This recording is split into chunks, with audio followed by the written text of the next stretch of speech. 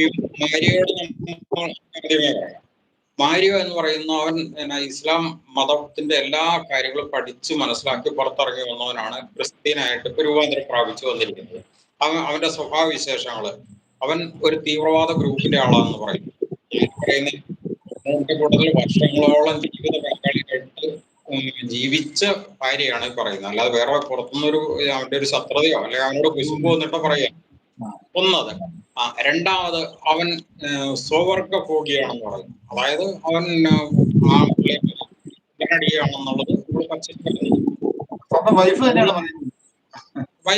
Wife തന്നെയാണ് പറഞ്ഞിരിക്കുന്നത്. ഞാൻ കേട്ടതാണ്, വീഡിയോ കേട്ടതാണ്. ഇവിടെ പൊതുജനങ്ങൾ ഇഷ്ടം പോലെ കേട്ടിട്ടുണ്ട്. പിന്നെ വേറെ വൈഫ് തന്നെ പറഞ്ഞിട്ടുണ്ടെങ്കിൽ മാനസിക രോഗിയാണ്.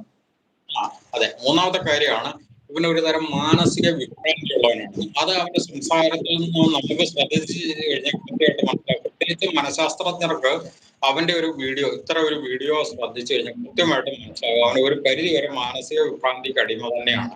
അത് ചിലപ്പോൾ തീവ്രവാദ സ്വഭാവം ഉണ്ടെങ്കിൽ അങ്ങനെ ഉണ്ടാവും. അത്